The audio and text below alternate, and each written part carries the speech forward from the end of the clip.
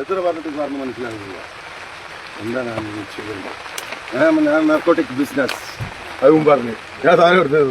ഇതൊന്നും മനസ്സിലാക്കാണ്ട് പിന്നെയും നിങ്ങൾ ഇങ്ങനെ പറഞ്ഞിട്ട് എന്താന്ന് കാര്യോ സംസാരിച്ചിട്ട് എന്താന്ന് കാര്യോ? വണ്ടി എടുക്ക്, വാ സ്റ്റേഷനിലേക്ക് പോവാ.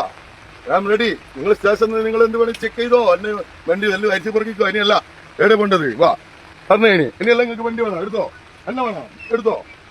എല്ലാം തയ്യാറായിട്ട് നിൽക്കുമ്പോ പിന്നെ നിങ്ങൾ എന്താണ് സ്വീകരിക്കാത്തത് നടപടികൾ?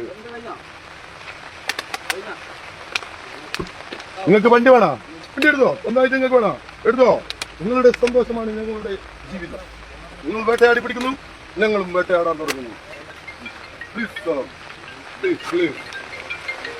അത് ധരിച്ചിടല്ല സാറേ, എന്റെ പേഴ്സണൽ ആയിട്ടുള്ള വസ്ത്രങ്ങളല്ല. നിങ്ങൾ ഇങ്ങനെ ഇത്രയും വൃത്തികെട്ട മാതിരി ചെയ്ത് പോലെ പ്ലീസ് പറയേണ്ടതെല്ലാം പറഞ്ഞിടേ.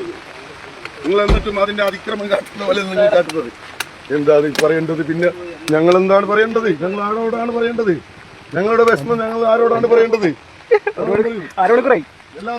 ഗൈസ്, നമ്മുടെ കേരളത്തിൽ ഇപ്പോൾ നടക്കുന്ന ലഹരിക്കെതിരായിട്ട് നടക്കുന്ന തൂഫാൻ്റെ ഭാഗമായിട്ട് ഒരുത്തിനെ ചെക്കിങ് ചെയ്തതിൻ്റെ വീഡിയോ ആണ് നമ്മളിപ്പോൾ കണ്ടത്.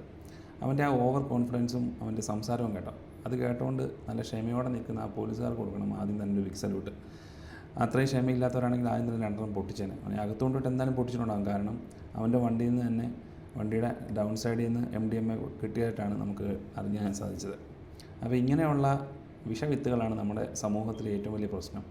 ഇത്രയും ഓവർ കോൺഫിഡൻ്റ് ആയിട്ട് സംസാരിച്ച് ആൾക്കാരെയൊക്കെ കയ്യിലാക്കാൻ പറ്റിയ ഇവരെ പോലുള്ളവരാണ് നമ്മുടെ സമൂഹത്തിൻ്റെ പ്രശ്നക്കാർ. അപ്പം എന്താണ് നിങ്ങളുടെ അഭിപ്രായം? എന്താണ് നിങ്ങളുടെ സപ്പോർട്ട് തൂഫാന് വേണ്ടിയിട്ടുള്ളതെന്ന് അറിയിക്കണം കേട്ടോ.